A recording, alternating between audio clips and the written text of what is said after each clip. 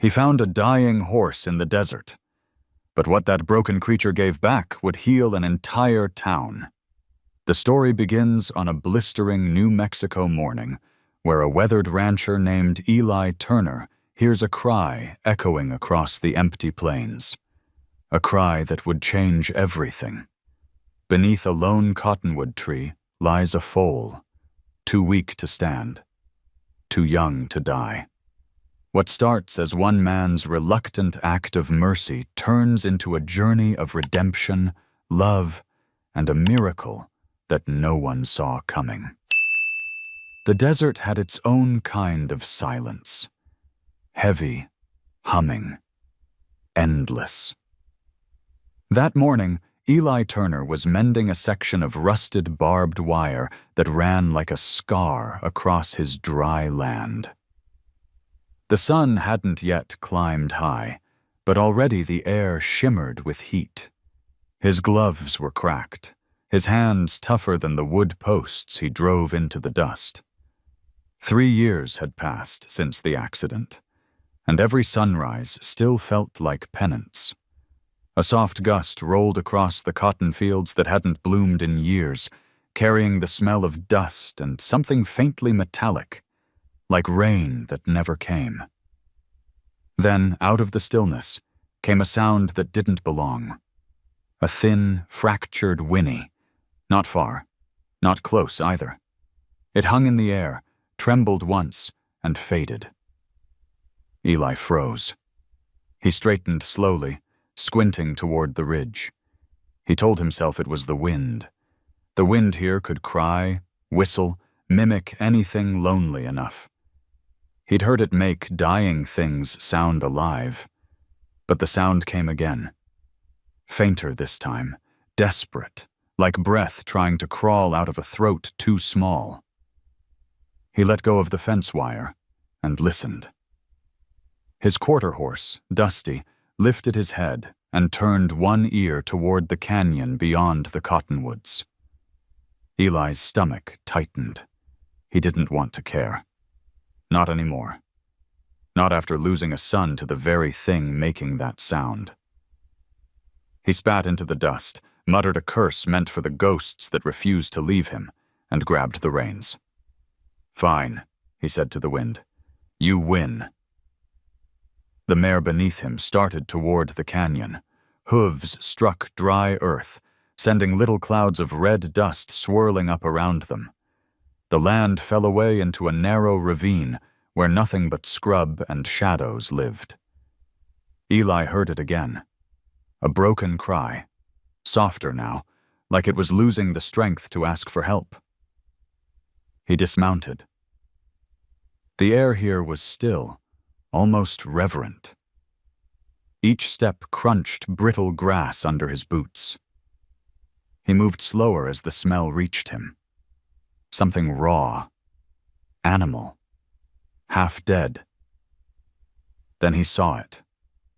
Under a lone cottonwood, its branches brittle but still clinging to yellow leaves, lay a foal, no more than a few weeks old, its ribs carved sharp lines under skin that had lost its shine.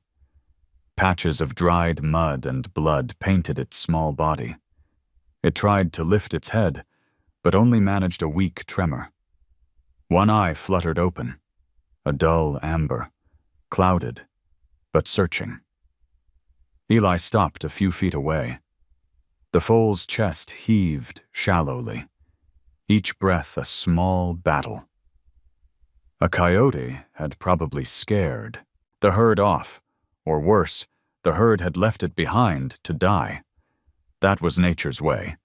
The strong moved on, the weak fed the desert. He told himself to walk away. "This ain't my problem," he whispered. He turned halfway back toward his horse, but then he heard it again. Not a cry this time, but a sound between a sigh and a plea. Something in that sound cracked the wall he'd spent 3 years building.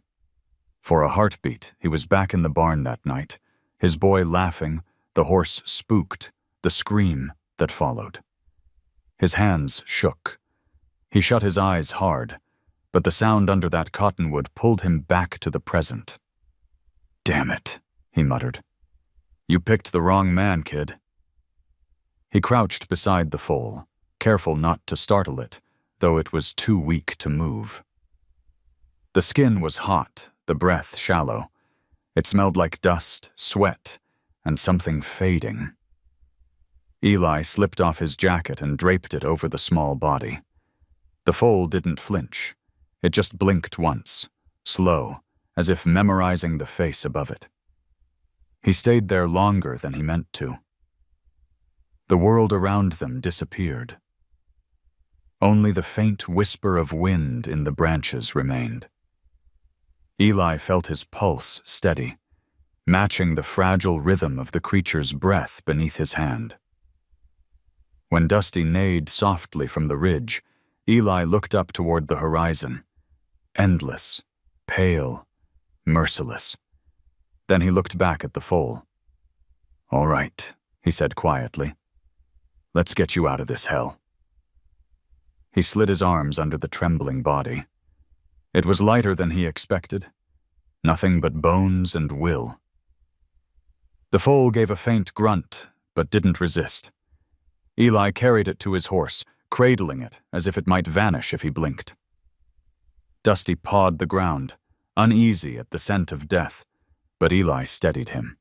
He mounted up slowly, holding the foal against his chest. The animal's head rested against his shoulder, and for a second, Eli swore he felt a heartbeat. Weak, but stubborn. He glanced back once at the cottonwood tree, swaying against the sun-bleached sky. A single leaf broke free and drifted down, spinning like a whisper that had finally found someone to listen. Eli turned his horse toward home.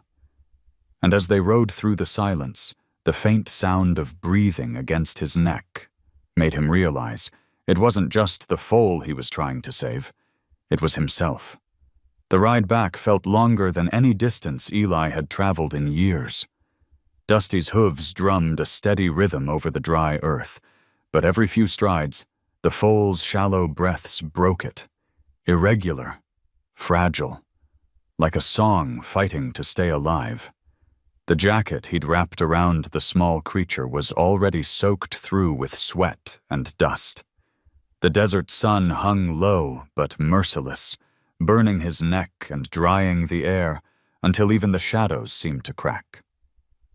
When they reached the farmhouse, Eli dismounted slowly, careful not to jostle the tiny body in his arms.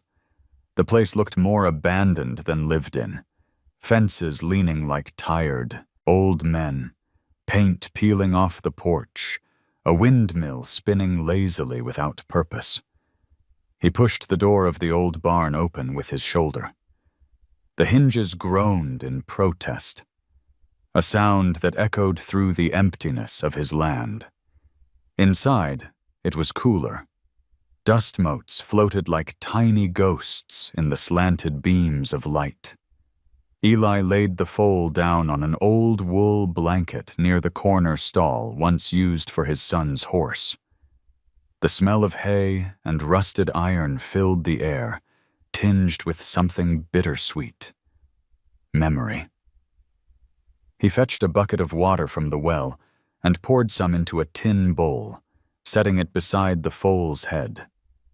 It didn't move.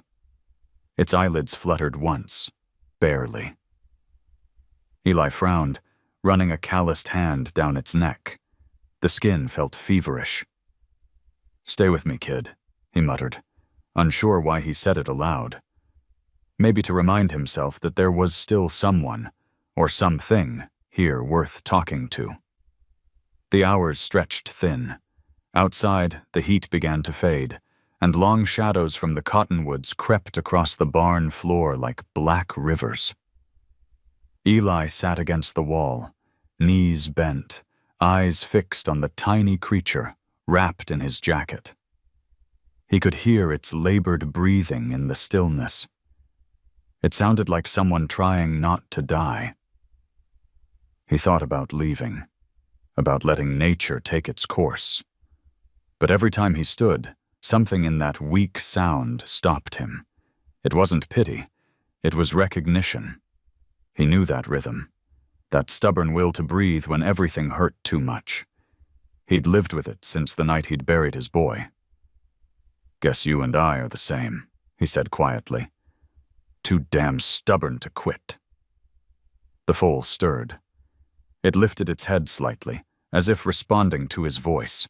Its ears twitched, searching, and then it settled again. Eli froze, heart kicking hard against his ribs. He hadn't felt that connection in years. He reached for the lamp hanging near the door, struck a match, and let the warm light spill across the barn. The glow caught the foal's coat, pale beneath the grime, almost golden under the dust. Not pure gold, more like wheat left too long in the sun. A color that didn't belong to the desert, but to something softer. Eli filled a small tin cup with water and tipped a few drops against the foal's lips. It flinched, then swallowed. Just a flicker of movement, but it was enough to tighten his throat. "That's it," he whispered. "You fight. Don't you dare quit on me now." Outside, thunder rolled far off in the hills, the promise of a storm that might never reach this part of the valley. He leaned back, closing his eyes, letting the rhythmic breathing lull him into something close to peace. Sometime after midnight, he woke to the sound of the wind pushing at the barn door. The foal had shifted closer, its head resting near his boot. He could feel the warmth of it. Faint, but real. Eli sat still, afraid that any sudden motion might break the fragile spell between them. A single tear carved a clean path through the dust on his cheek.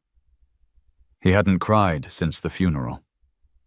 It came without warning, like the rain that sometimes swept through and disappeared before touching the ground. He wiped it away quickly, muttering, "Damn fool thing." Then, for the first time in 3 years, he prayed.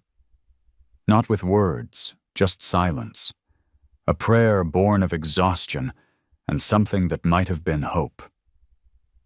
By dawn, the first light filtered through the barn slats. The foal was still alive. Barely, but alive. Its breathing steadied into something rhythmical, almost calm. Eli stared at it, realizing he had no plan beyond this moment. No medicine. No reason to believe it would make it through another day. But the sight of that fragile chest rising and falling filled a hollow space in him he'd thought was gone forever. He stood, rolling his shoulders, and stepped outside to fetch feed and water. The morning air was cool, laced with sage and the metallic scent of dew. For a brief moment, he felt the earth breathe again. Behind him, from the barn, came a faint sound. A soft exhale, followed by a low, questioning nicker. The kind young foals make when they recognize a presence. Eli turned, frozen at the threshold. The foal was looking at him. Not past him. At him. That look pierced straight through every layer of dust that grief had laid over his heart. "Don't look at me like that," he said softly, though a small smile tugged at his lips. "You don't know what you're getting yourself into." The foal blinked once, slow and steady, like it did know. And that's when he realized leaving it here to die wasn't an option anymore. He turned toward the open road beyond his property, squinting at the horizon. Somewhere down there lived people who still cared enough to help. Maybe the woman at the end of the road, Mary Ann, the retired teacher with the 2 dogs, knew what to do.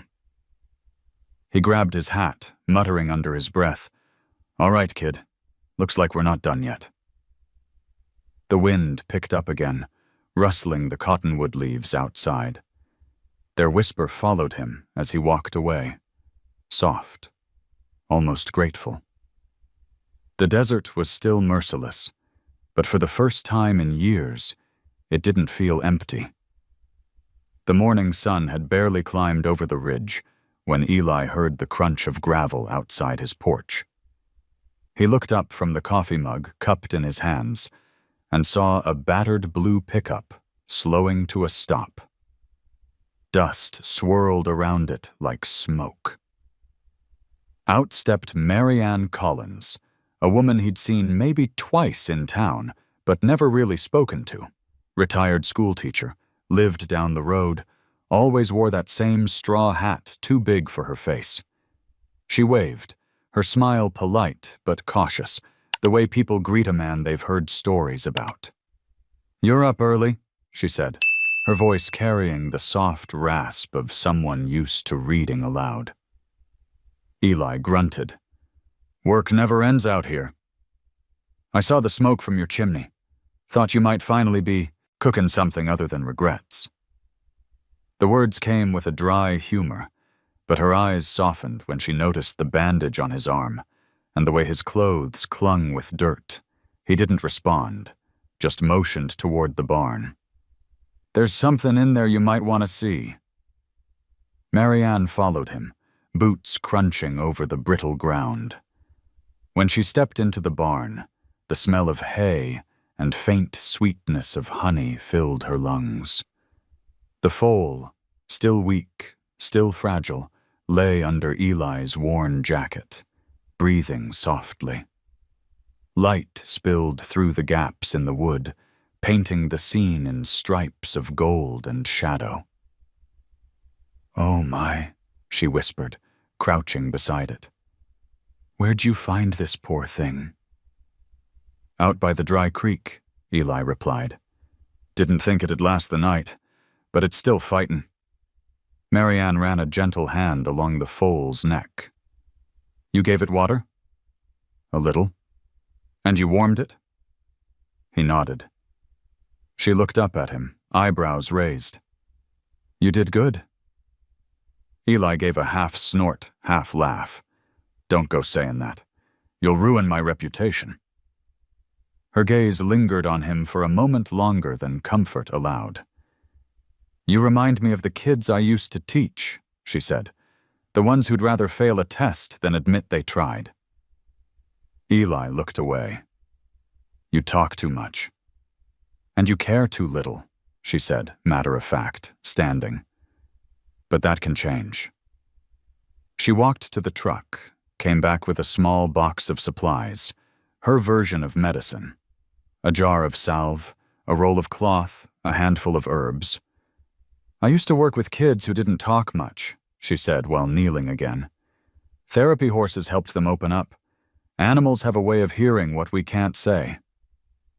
Eli leaned against the post, arms folded. "This one ain't talking. It's dying." "Then let's not let it." Her tone was calm, but firm. The same voice that must have once quieted classrooms full of restless hearts. They worked in silence, cleaning wounds, wrapping the thin legs with strips of cloth.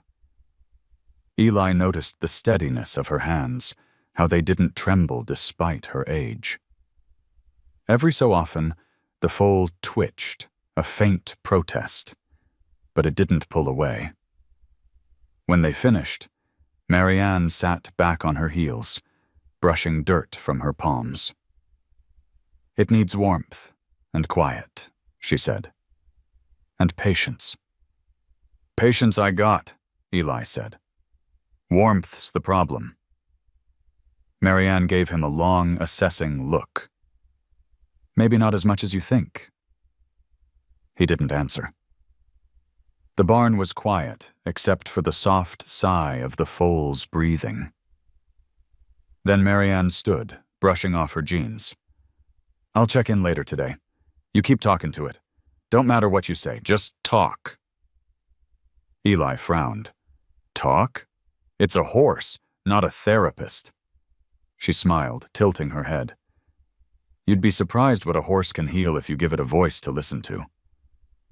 He watched her leave, the old truck bouncing. down the dirt road until it disappeared behind a haze of red dust.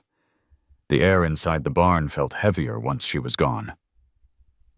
Eli crouched beside the foal again, staring at it for a long while. "Guess she thinks you're some kind of miracle worker," he said. The foal's ears twitched. He chuckled under his breath. "Well, kid, looks like we're both someone's project now." The afternoon dragged on, filled with the quiet rhythm of small, stubborn acts, refilling the water bowl, changing the blanket, brushing the foal's tangled mane. Each task gave him something he hadn't felt in years: purpose. Outside, clouds gathered over the distant mesas, painting the horizon in bruised colors: lavender, rust, and pale orange. The first drops of rain in months tapped softly on the roof. Eli leaned against the stall door, listening. The foal stirred, lifted its head for the first time, and made a soft, trembling sound that wasn't pain. It was recognition. "Yeah," Eli whispered, a faint smile ghosting across his face. "I hear you." For the first time, he didn't flinch at the sound of a horse. That night, after covering the foal again, he stepped onto the porch and looked down the road toward Mary Ann's house. A single light glowed in her window, warm against the dark. He thought of her words, about patience, about warmth, and felt something shift inside him. It wasn't forgiveness. Not yet. But it was the first spark of wanting to try. He tipped his hat against the rain, muttering to himself, "Patience, huh? We'll see." From the barn came a faint, answering nicker, soft as a promise. The following morning broke soft and pale, the kind of light that made the desert look forgiving for a few brief hours. Eli pushed open the barn door and paused when he saw the foal, its head raised, eyes open, faint steam curling from its nostrils in the cool air. It wasn't much, but to him it looked like a resurrection. "Morning, kid," he said, voice rough but steady. The foal blinked at him, ears flicking toward the sound. Eli poured a little warm milk into a bottle and knelt beside it. The foal sniffed the air, uncertain. "Come on," he whispered. "Ain't poison." It took a few tries, but then it drank. Slowly. Desperately. Tiny gulps turned into eager swallows. Eli smiled. A real one this time. "There you go. That's how we start." When the bottle was empty, he reached out to stroke its neck. The foal didn't flinch. Instead, it leaned slightly into his hand. That small gesture hit harder than he expected. He hadn't felt another creature trust him in years. Later that day, Mary Ann stopped by, her truck rattling down the dirt road with its usual cloud of dust. She stepped out carrying a small basket. "Brought you some feed and a little breakfast for you, too. You look like you haven't eaten since the last presidential election." Eli smirked. "You always this polite?" "Only with stubborn men who think they can outwork guilt." They walked to the barn together. The foal raised its head at Mary Ann's voice. She smiled. "See that? It remembers." Eli crossed his arms. "You think animals really remember?" Mary Ann's eyes softened. "Oh, they remember kindness like we remember pain. It's the only thing that keeps their hearts beating." They worked side by side again, quiet but not uncomfortable. The rhythm of their movements, the scrape of the feed bucket, the sound of straw shifting, filled the space where words used to hurt. Mary Ann hummed a tune, something soft and low, like the lullabies mothers hum without realizing. The foal's breathing slowed, matching the rhythm. "You give it a name yet?" she asked. Eli hesitated. He'd thought about it through the night. Every name felt too heavy, too hopeful. But as he watched the golden shimmer of its coat catch the light, a single word came to him. "Solace," he said quietly. Marianne looked at him, surprised. "That's a beautiful word. It means comfort, right? Maybe that's what we both need." For a moment, they just stood there, the sound of wind pressing against the barn walls. Solace shifted its weight, trying to stand. Its legs wobbled, trembled, then folded again. Eli moved forward, steadying it with one arm under its neck. "Easy now," he murmured. "We'll get there." Marianne smiled. "You sound like a teacher." "Don't insult me," he muttered, but there was a hint of warmth beneath his sarcasm. By evening, Solace was strong enough to take a few unsteady steps. Eli followed close behind, guiding but not holding. The foal stumbled once, twice, then found its balance. Marianne clapped her hands softly. "Look at that! That's courage!" Eli knelt beside the foal, brushing its mane back from its face. More like pure stubbornness. "Same thing," she replied. "It's how life gets lived." They stayed there long after the sun slipped below the ridge, the barn lit only by a single hanging lamp. Outside, crickets began their night song, and the scent of rain teased the air.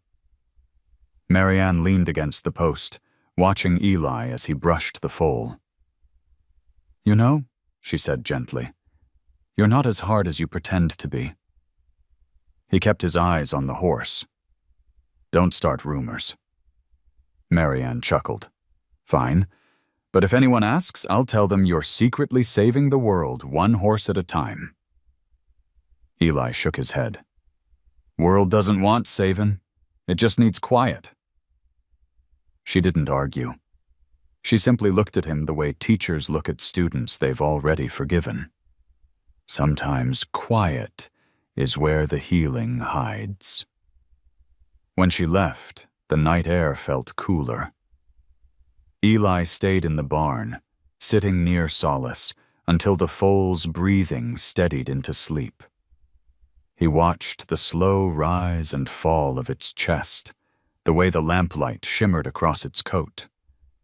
He thought of his son again, but this time it didn't bring the usual "okay." It was softer, like memory had finally stopped trying to punish him. He whispered into the stillness, "You did good today, kid. Both of us did." Solace stirred, flicking its tail in half-dream. The small sound filled the barn with something that felt like peace. Before turning off the lamp, Eli glanced at the corner where the shadows pooled deepest. For a second, he imagined he saw his boy standing there, grinning, proud. The image vanished, but the warmth lingered. As he stepped outside, the stars spread wide over the desert sky, bright, endless, forgiving. For the first time, he didn't feel alone beneath them. By the time the cicadas started their evening chorus, the days had begun to fall into a rhythm. Feed, clean, rest, repeat.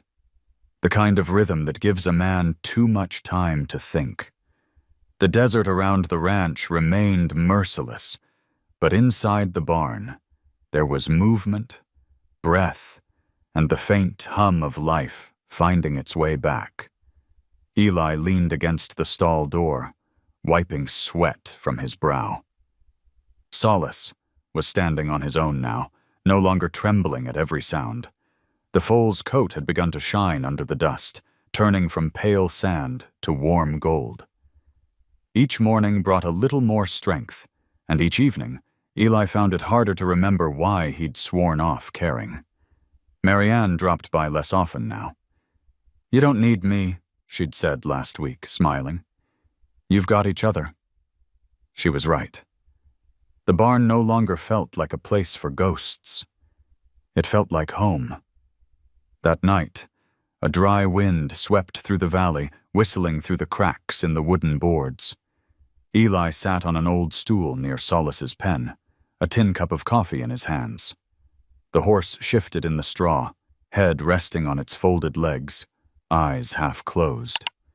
The lamp threw a soft, amber light that reached only halfway across the floor before surrendering to shadow. He spoke without thinking. "You ever wonder why we keep going, kid?" Solace flicked an ear, the motion small but attentive. "I used to think strength meant never looking back. Keep moving no matter what. But that's a lie." He stared at the dirt, voice low and uneven. "Sometimes moving on's just a fancy way of running from the hurt." The foal raised his head, eyes reflecting the lamplight like coins in a river. Eli felt that familiar tightening in his chest, the ache he'd been dodging for years. "I had a boy," he said finally. "Name was Luke, 10 years old. Smart kid, too brave for his own good." His throat caught on the words. He hadn't said his son's name out loud since the funeral. "He loved riding more than anything, could sit a saddle better than most grown men. But one night, one damn night, I let him go alone. Thought he'd be fine." The memory came in flashes. Thunder rolling over the hills, a frightened horse bolting, a scream swallowed by rain. He gripped the cup tighter, knuckles whitening. They found him near the riverbed. Horse broke its leg. He broke his neck. And me, I broke everything else. The barn went quiet, except for Solace's breathing.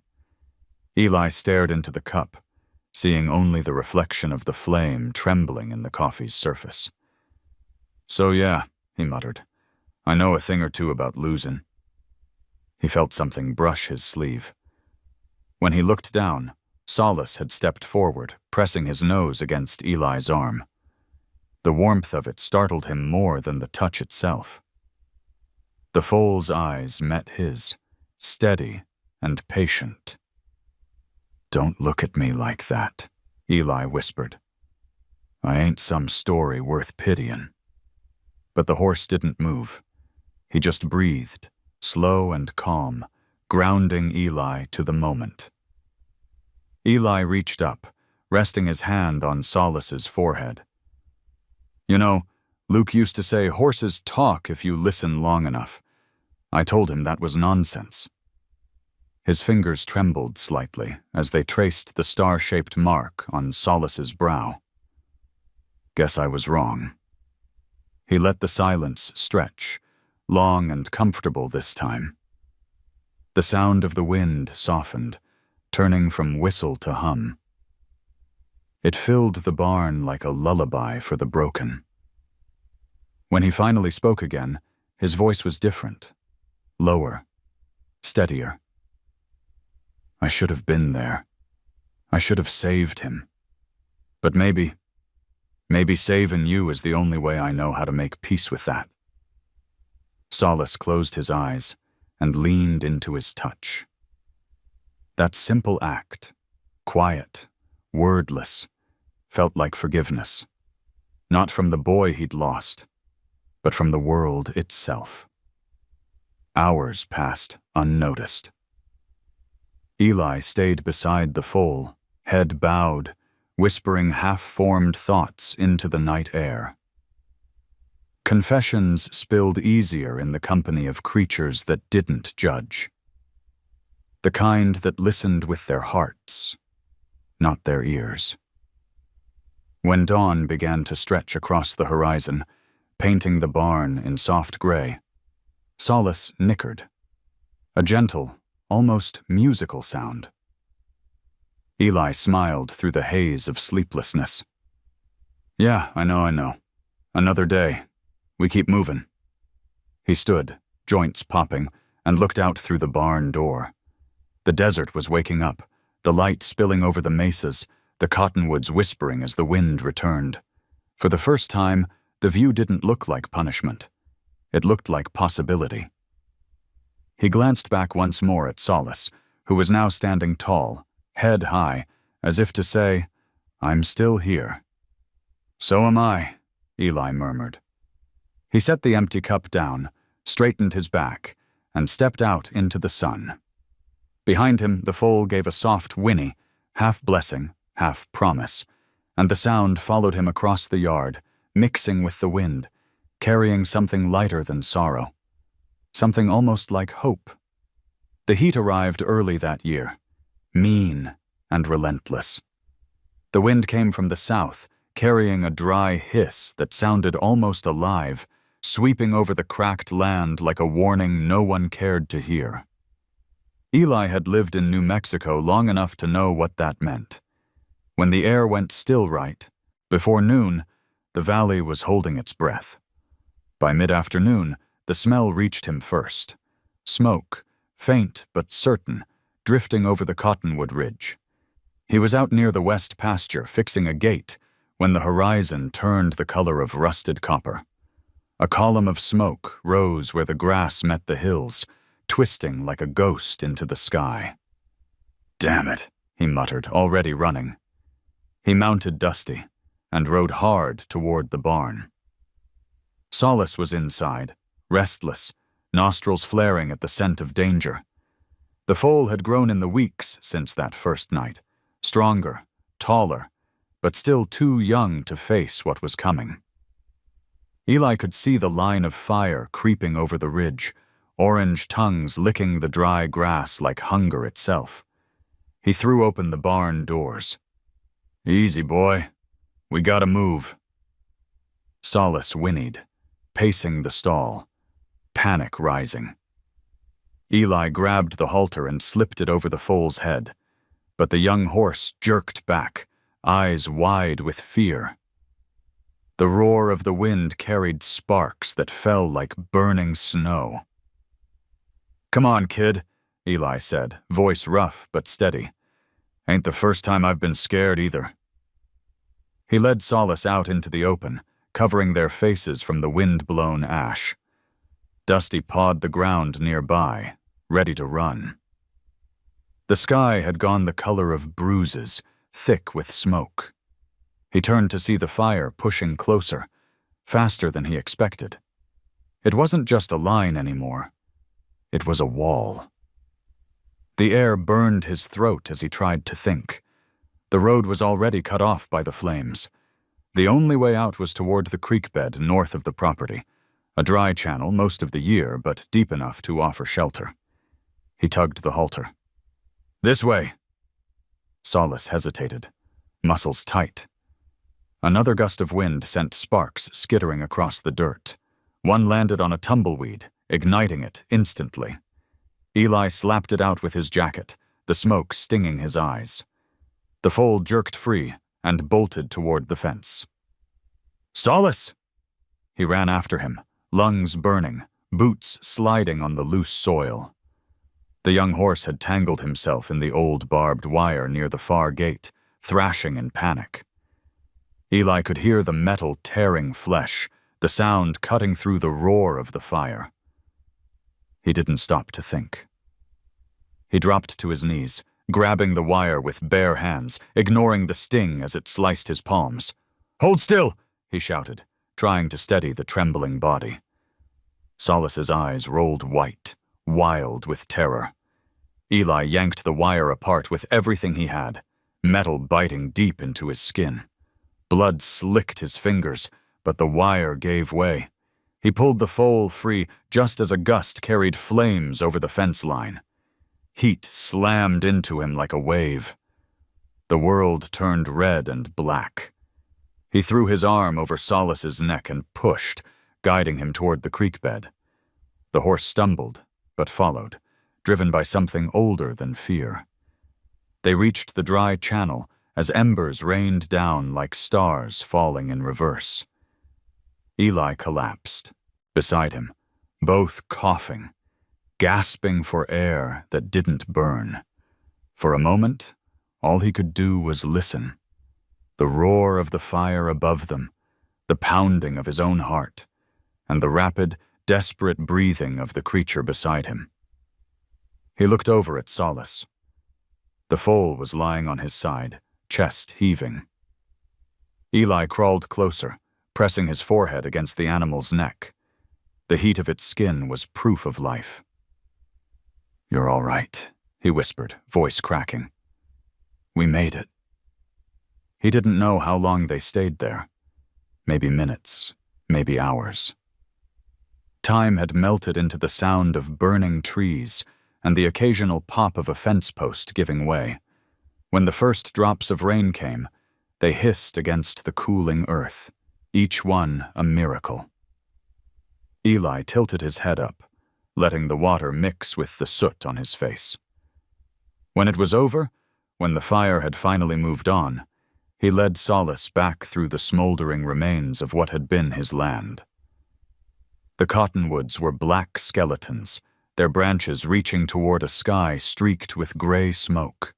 The barn's roof had caught, but hadn't fallen. Half of it still stood, defiant. He tied Solace to a post, hands shaking, and sank to the ground. His palms were raw, streaked with blood and ash. The foal leaned close, resting his head on Eli's shoulder. The weight of that simple gesture undid him. He laughed once, low and broken. "You're something else, kid." Solace blew a breath through his nostrils, the sound soft against the fading crackle of fire. Eli looked around. The wreckage, the scorched earth, the blackened windmill, and felt something strange. Not despair, not even relief. Just an overwhelming awareness of being alive. He tilted his head back, watching the smoke drift upward, curling into the endless sky. "Guess we both got a few scars now," he said softly. "But hell, scars just mean you fought back." The rain fell harder, washing the blood and ash from his hands, tracing red lines down to the dirt. Solace stood beside him, steady and unafraid now, as if the worst had already passed. Eli smiled through the ache in his body.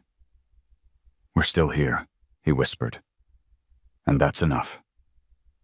In the distance, thunder rolled again. Not angry this time, but full and deep, like applause from the heavens.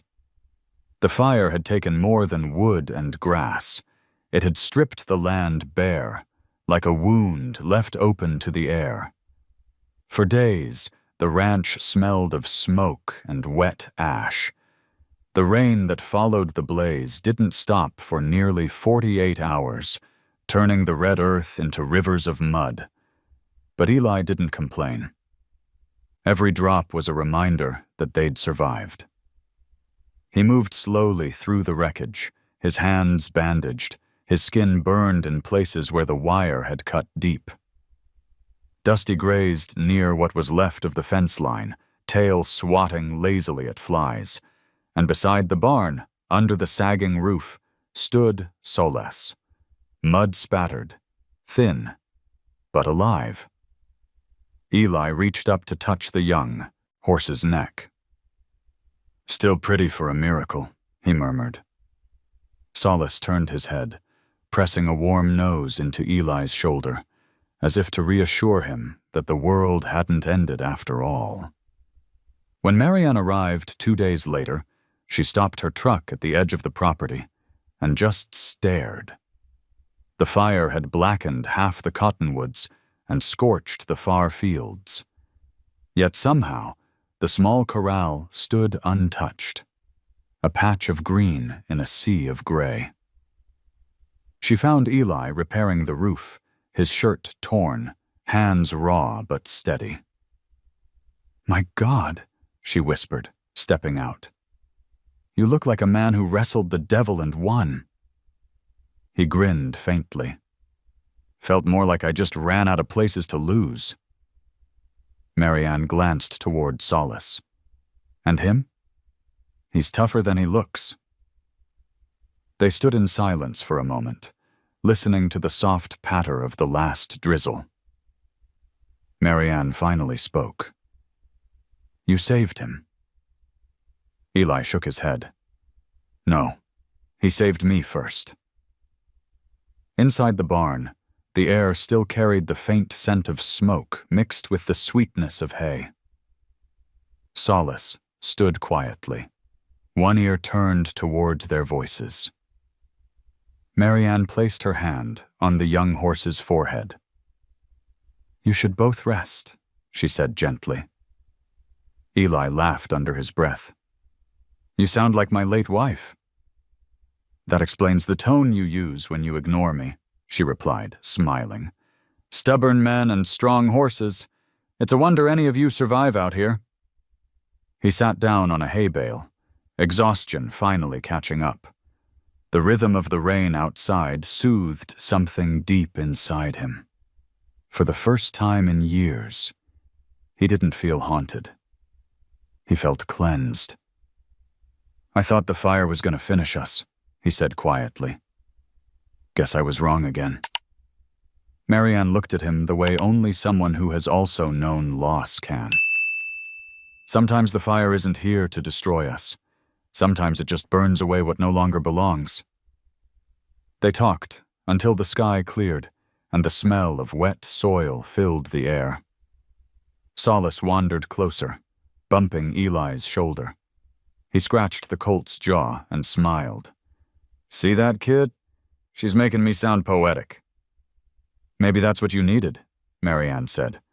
"A reason to talk again." As night fell, a cool breeze swept through the valley. Crickets began their song, timid at first, then louder, as if the land itself was taking a deep breath. Eli stepped outside and watched the stars appear one by one over the darkened hills.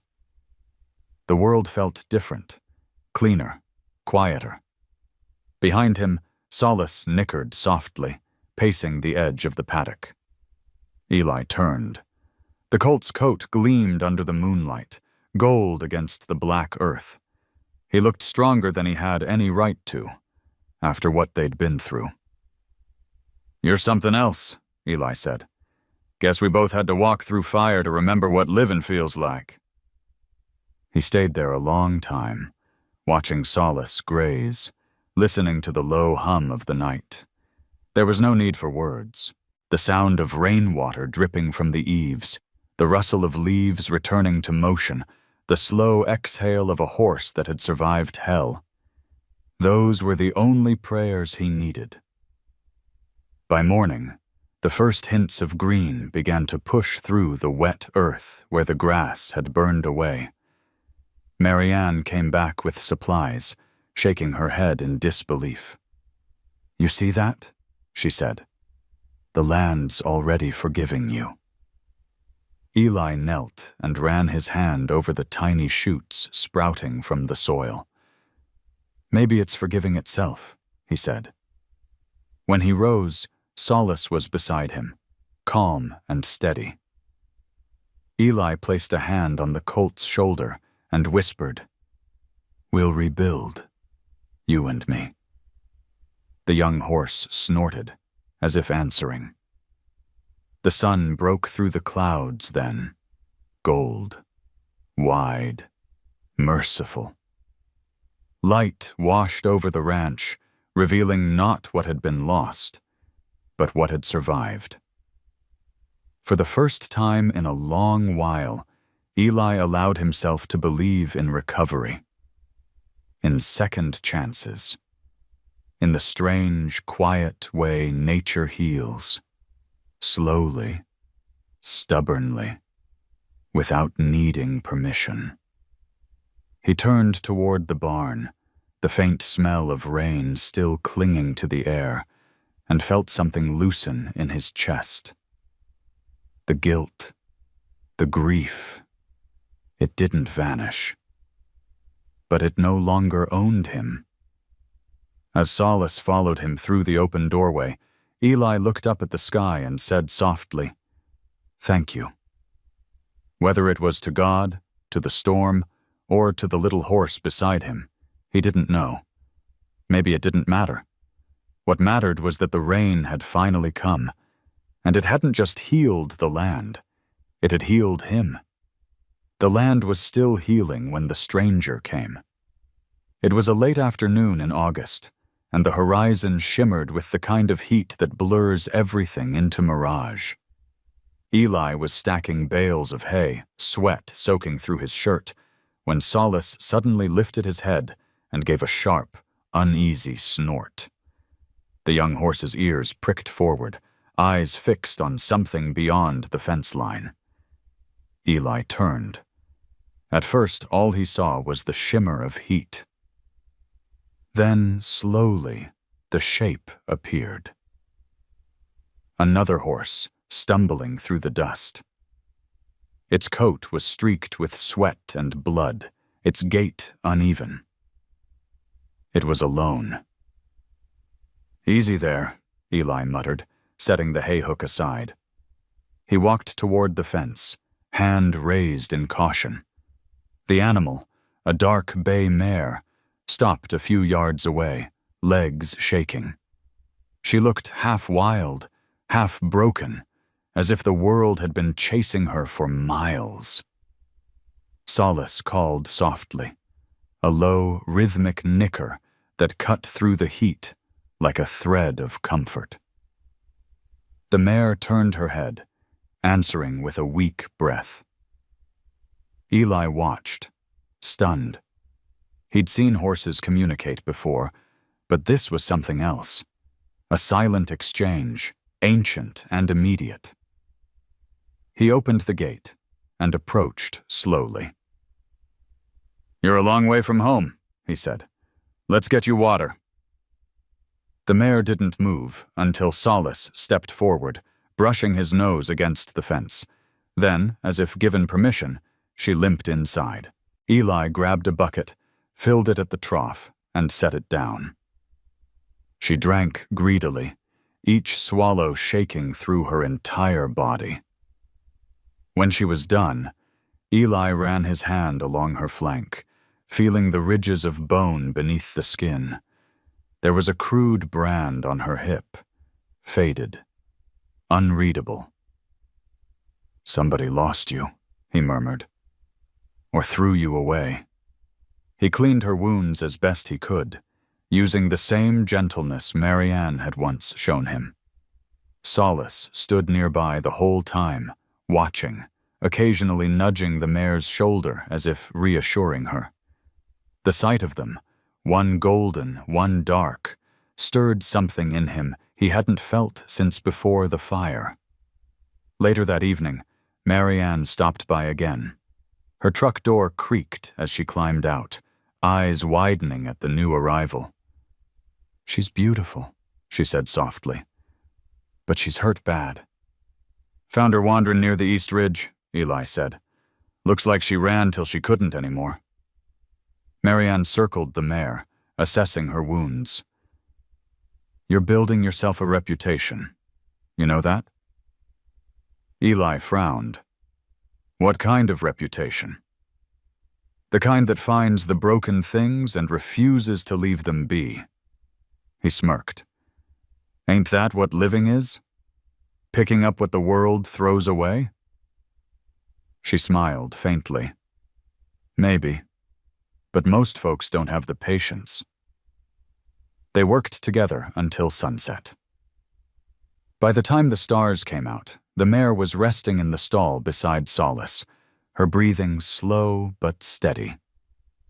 Marianne stood at the doorway, watching the two animals. "You notice how he keeps checking on her?" Eli nodded. "Yeah, like he knows what it's like." "Maybe he does," she said. "Pain recognizes pain." Eli leaned on the stall gate, watching Solace lower his head to nudge the mare's neck gently. The sound of that soft contact, the exhale of trust between them, filled the barn with a kind of quiet too deep to name. "He's changin'," Eli murmured. "Used to be skittish at every shadow. Now look at him." Marianne glanced at him, her voice low. "Maybe it's you that's changin'."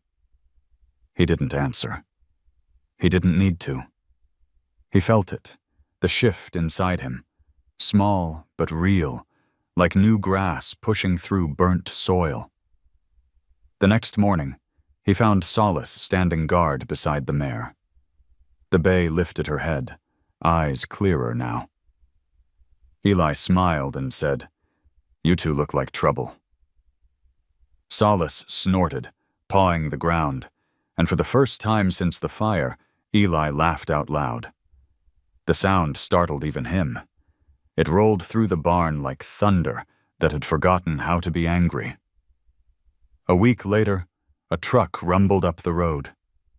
A tall man in a denim jacket stepped out, tipping his hat. "You find a dark mare, sir? Got away from my trailer after the storm." Eli hesitated. The mare had healed well. Her coat glistened under the sunlight. Solace stood beside her, protective. The man's boots were clean, too clean. His smile didn't reach his eyes. "She's here," Eli said finally. "But she's been through hell." The stranger shrugged. "Horses toughen up? That's what they're for." Something in Eli's chest tightened. He glanced at Solace, who had stepped forward, head high, as if reading the tension. "That right?" Eli said slowly. "I reckon some of us don't heal so easy." The man extended his hand, impatient. "I'll take her now." Eli's jaw clenched. For a moment, the only sound was the wind brushing through the dry grass. Then he said, "You'll take her when she's ready. Not before." The man glared. "She's my property." "Then treat her like she's worth something," Eli replied quietly. "Otherwise, I suggest you keep driving." The stranger cursed under his breath, spat, and turned back to his truck. The engine roared, kicking up a cloud of dust as it disappeared down the road. When the air cleared, Eli let out a slow breath. Marianne, who had been standing in the doorway, gave him a look somewhere between pride and disbelief. "You could have started a fight." "Maybe," he said, running a hand over Solace's neck. "But I think we already won." That night, under the open sky, the two horses stood side by side, their bodies outlined by moonlight. The bay mare's coat gleamed dark as river rock. Solace's was gold again, pure and bright. Together they looked like a single promise stitched across the desert. Proof that kindness could outlast cruelty. Eli sat on the porch until dawn, coffee cooling in his hands. He watched them from a distance, their silhouettes moving slowly through the pale light.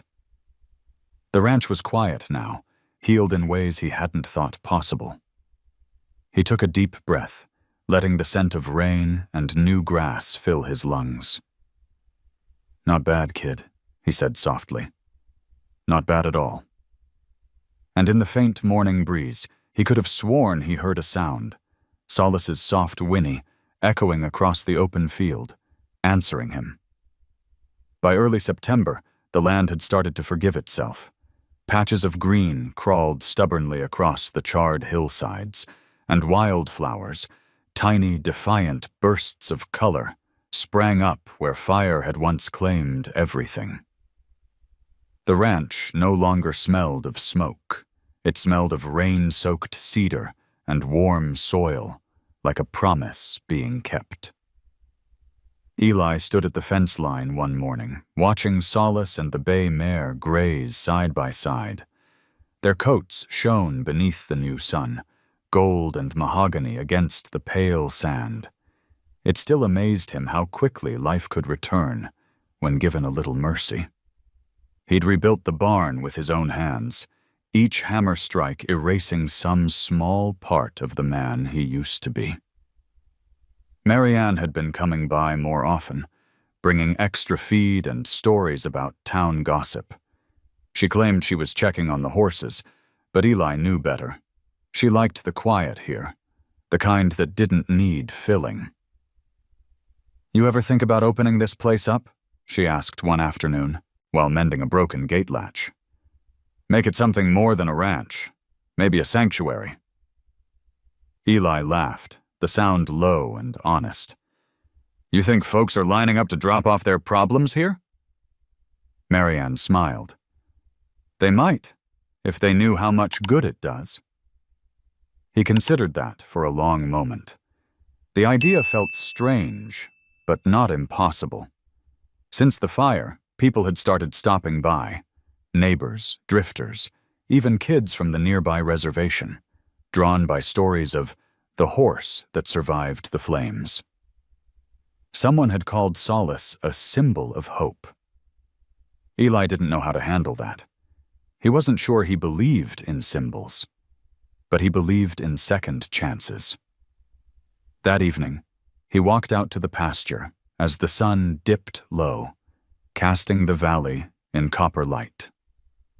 Solace lifted his head and trotted over, the easy confidence of a creature that knew it belonged.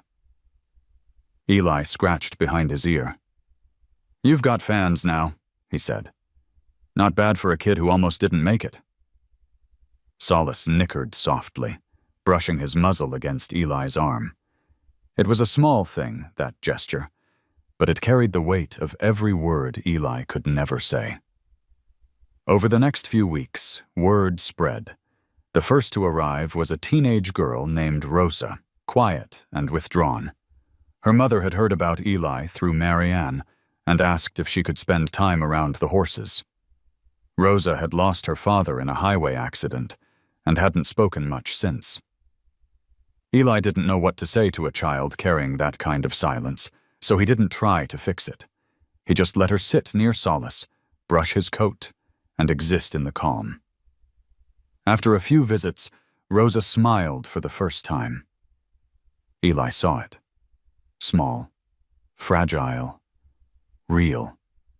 When she left that day, he leaned against the fence and whispered to Solace, "Guess you're still in the healin' business, huh?"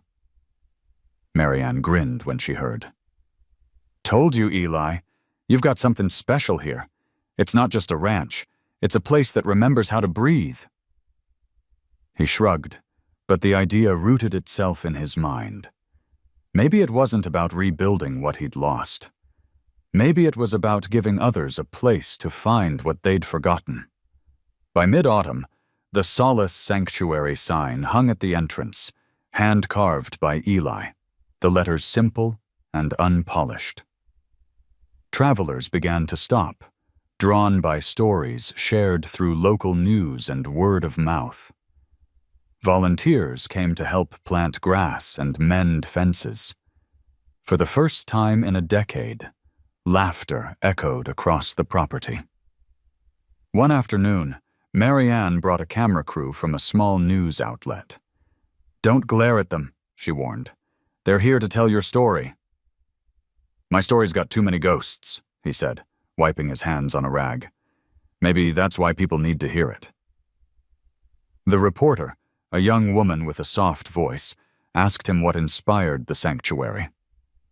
Eli hesitated before answering. "I guess I just got tired of watching things die. Figured maybe helping one thing live might even the score." When the segment aired that week, donations came in from across the state.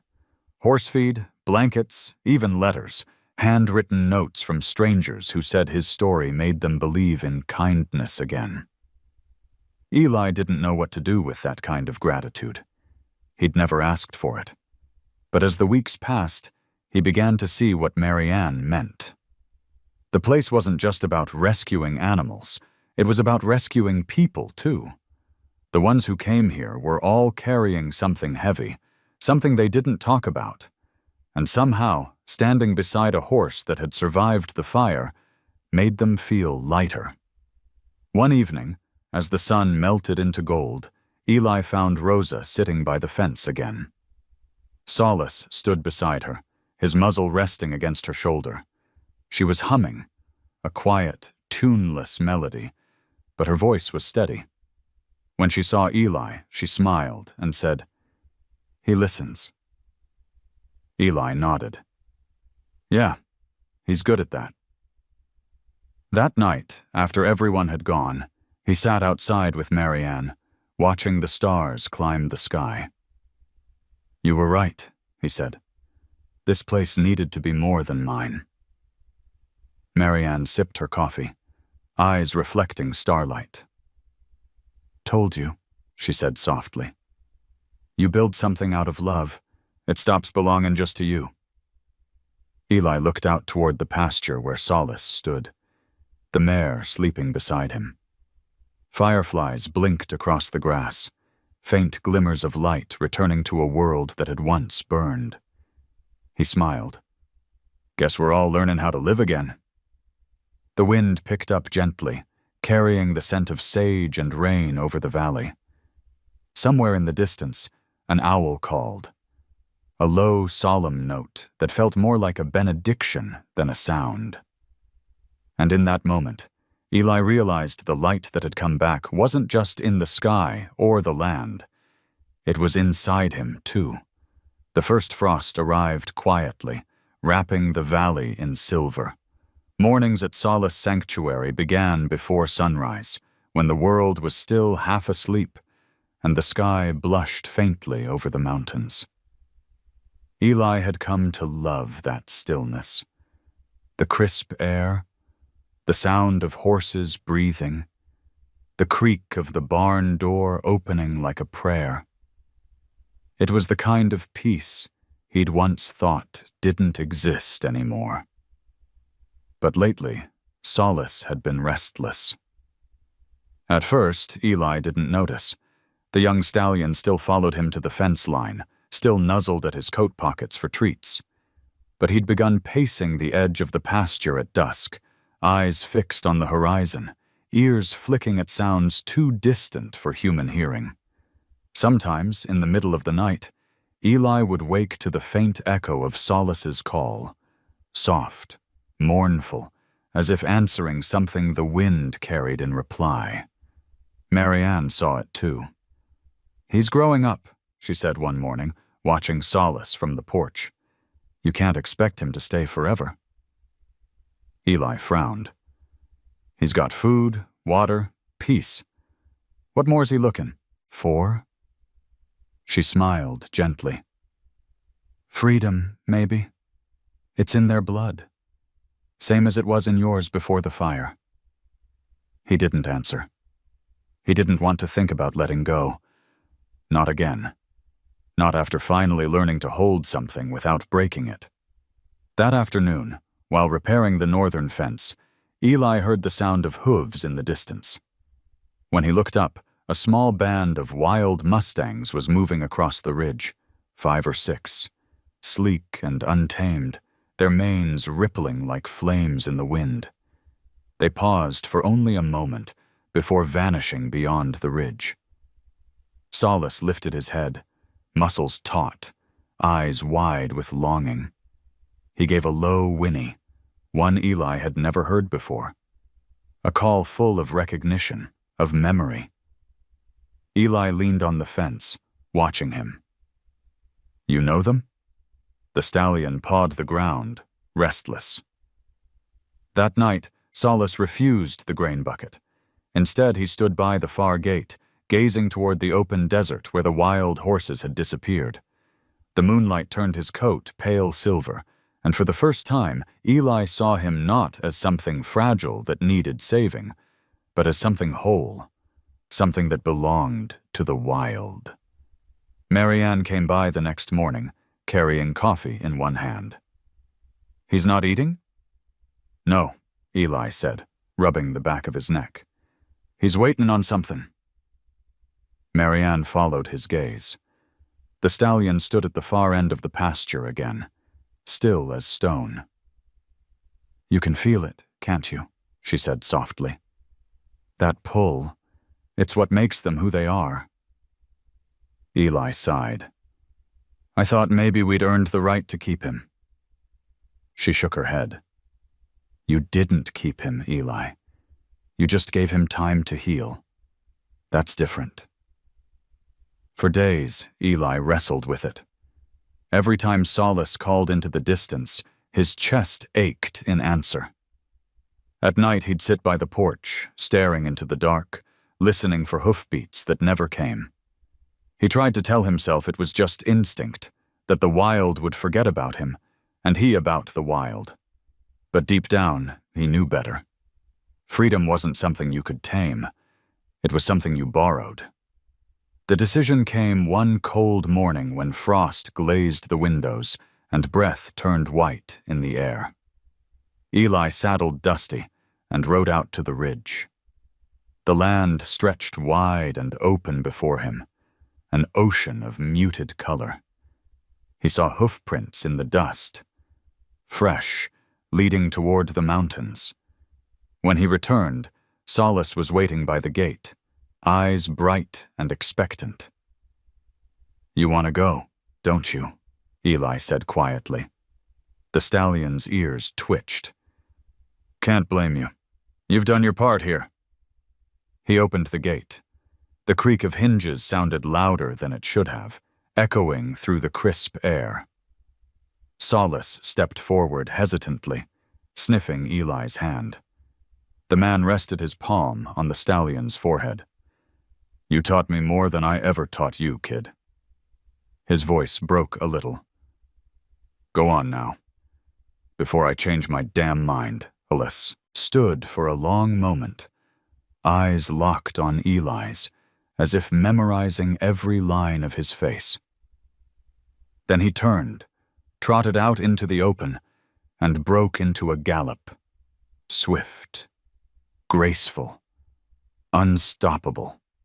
Eli watched him crest the ridge and disappear into the light, a flash of gold swallowed by the horizon. The silence that followed was immense. He felt it in his bones, the way the earth feels rain before it falls. Marianne found him later, sitting on the fence, hat pulled low against the sun. "You let him go," she said softly. Eli nodded. "Didn't have a choice. He wasn't mine to keep." She looked out toward the hills. "You think he'll come back?" He smiled faintly. "Maybe. But if he doesn't, that's okay. I think part of him's still here anyway." That night, as the wind moved through the valley, Eli could have sworn he heard something. Distant hoofbeats, faint and rhythmic, like a heartbeat carried on the air. He stood on the porch, eyes closed, letting the sound wash over him. "Run free, Solace," he whispered. "You earned it." And for the first time since his son's death, the word goodbye didn't feel like losing. It felt like letting life breathe again. Winter came quietly that year. The mornings were cold enough to frost the troughs, and the air carried that brittle stillness that only arrives after something, or someone, has gone. The pastures were empty now, at least of the one creature whose absence mattered most. Yet every dawn, Eli still found himself standing by the open gate, coffee steaming in his hand, eyes fixed on the far ridge where Solace had vanished. He told himself it was habit, but deep down, it was hope. The ranch carried on. The sanctuary had grown into something real. A handful of volunteers came on weekends, and the local paper had even called it a place where broken things learned to breathe again. Horses came and went. Kids came too, some silent, some angry, all a little lost. And somehow, they always left lighter. Eli had become the man they trusted, though he never quite understood how. He didn't preach. He just listened. Still, nights were hardest. When the wind swept through the cottonwoods, their whispering branches made a sound like distant hoofbeats. Some nights he'd imagined Solace among the wild herd, running under the moon, free, safe, whole. That thought should have been comfort enough, but the quiet afterward always stung. One morning, as a pale dawn crawled over the mesas, Eli heard something different. Not the wind this time, real hoofbeats, steady and approaching. He set down his mug, pulse quickening. The sound grew louder, echoing against the valley walls until the earth itself seemed to hum. Marianne stepped out onto the porch beside him, wrapping her coat tighter. "You hear that?" He nodded, not trusting his voice. Over the rise came the herd. At least a dozen mustangs, their coats shining like brushed metal under the winter light. Dust lifted in slow, glowing clouds around them. And at their head, stronger, taller, unmistakable, was Solace. The sight stole the breath from Eli's chest. He felt Marianne's hand touch his arm, steadying him. "You were right," she whispered. He came back. Solace slowed as he neared the fence, the other horses following his lead. He stopped a few yards away, ears forward, nostrils flaring. His mane had grown long and wild, his muscles corded from months of running. But those eyes, those amber, knowing eyes, hadn't changed. Eli stepped closer, heart pounding. "You remember me, don't you?" he murmured. The stallion gave a low nicker, deep and resonant, and took one step forward. Behind him, the herd shifted restlessly, but didn't run. It was as if they, too, were waiting for something. Eli reached the fence and rested his hands on the top rail. "You did it," he said softly. "You made it out there." Solace lifted his head high, gazing at the man with something that looked like understanding. Then he whinnied, a clear, piercing call that echoed through the valley. The sound rolled over the land like music, full of life and distance and homecoming all at once. The other horses answered, their voices blending into a chorus that made the earth tremble. Marianne wiped at her eyes. "It's beautiful," she whispered. Eli couldn't speak. His throat had closed around the weight of it. The herd moved closer, just enough that the fence line shuddered with their presence. Dust swirled between man and animal, gold in the morning light.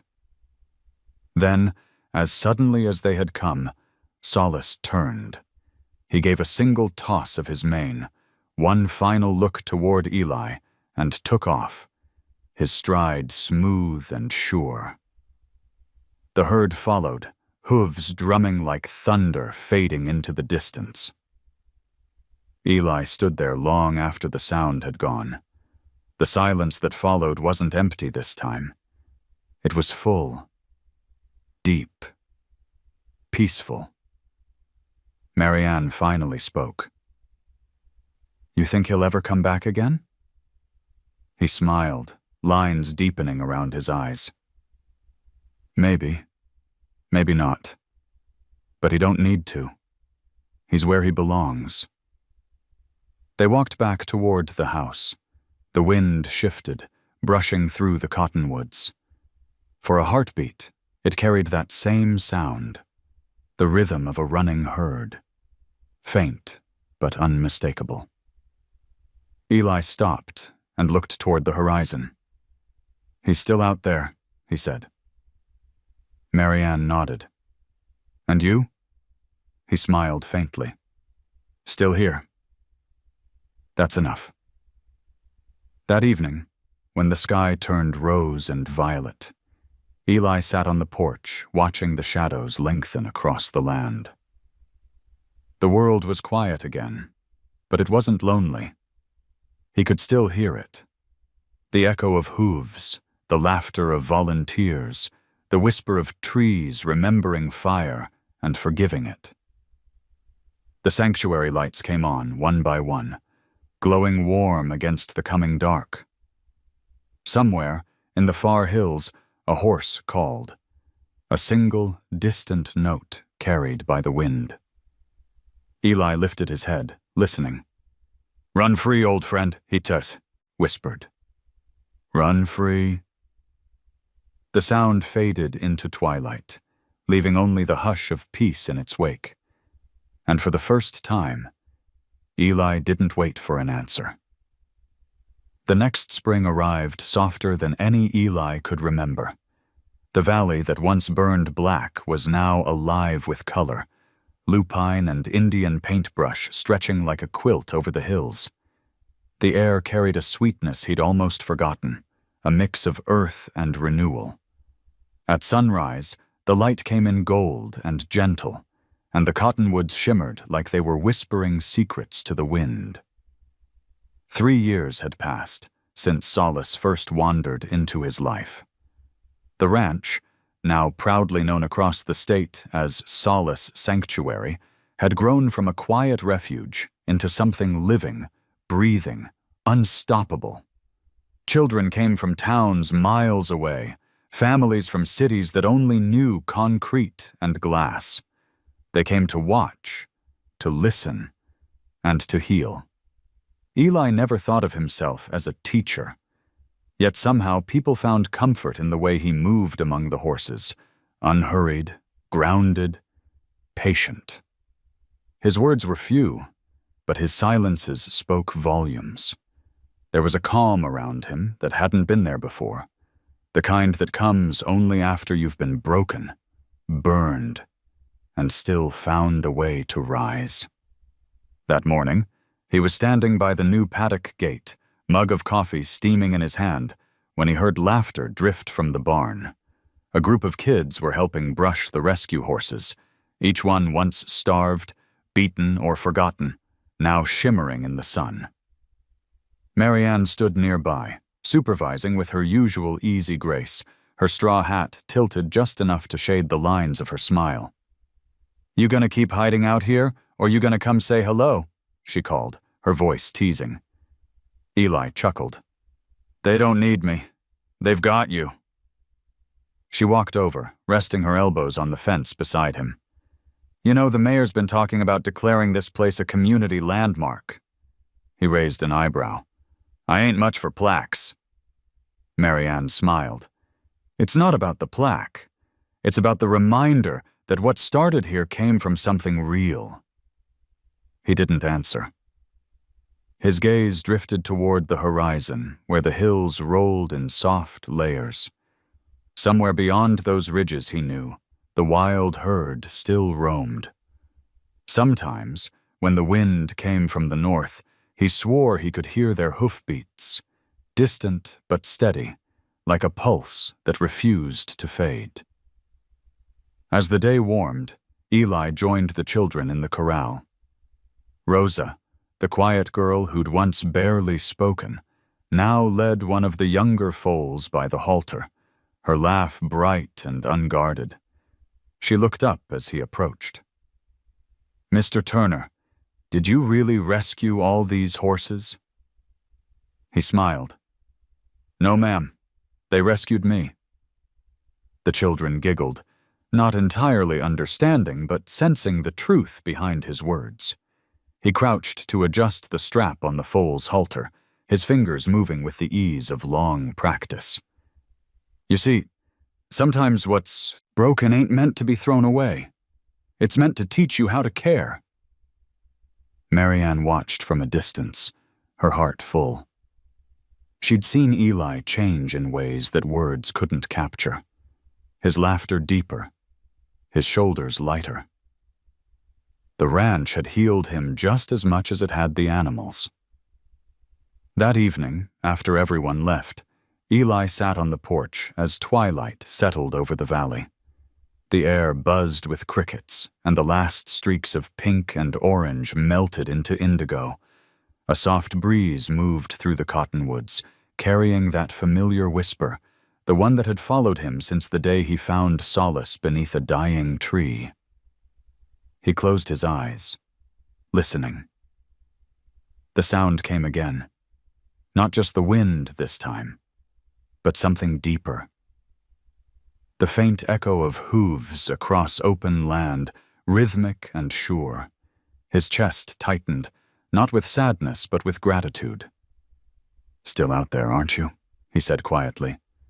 "Leading your own kind. You always were meant for more." He thought of his son then, Luke's laughter, the way he'd loved the wind in his hair, the way he'd believed horses could feel human hearts. "You'd have liked him," Eli whispered. "He taught your old man how to breathe again." A tear slipped down his cheek, unhidden, unashamed. The cottonwoods rustled louder, as if answering. Marianne stepped out onto the porch, wrapping a shawl around her shoulders. "Talking to ghosts again?" she asked softly.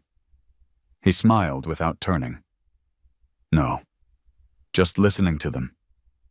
She joined him, sitting in the chair beside his. The two of them sat in silence, watching the stars emerge. Across the dark fields, the sanctuary lights glowed warm, small lanterns of gold against the night, each one a story of something saved. After a long while, Marianne spoke. "Do you ever miss it? The life you had before all this?" Eli shook his head. "I miss the people, but not the silence that used to live inside me. This place, it gave me something back I didn't think I deserved." Marianne reached over and rested her hand on his. "You did deserve it, Eli. You just needed to remember." He nodded, his eyes on the horizon. Far away, thunder rumbled softly, distant, harmless, like applause. As the night deepened, the whisper of wind through the trees began to sound like a song, a quiet hymn of gratitude and grace. The kind of sound that reminded a man how to live gently, how to let go, how to love without holding too tight. Eli took a deep breath, the scent of sage and earth filling his lungs. "Funny thing," he said. "I thought saving that horse was the best thing I ever did." Marianne smiled. "And now?" He looked out over the sanctuary, where shadows of horses moved like ghosts in the moonlight. "Now I think letting him go was." The breeze shifted, carrying the faintest echo of a distant whinny, familiar, certain, and free. Eli closed his eyes and smiled. Under the cottonwoods, the land exhaled, a long, peaceful sigh. The world, at last, was quiet again. And if this story touched your heart the way Solace changed Eli's life, take a moment to tell me what you felt. Just drop a simple 1 in the comments if it moved you, or a 0 if it left you thinking. Your voice helps keep these true stories of love and healing alive. Don't forget to subscribe so you won't miss the next journey of courage, compassion, and the bond between humans and animals. The next story might just change you too.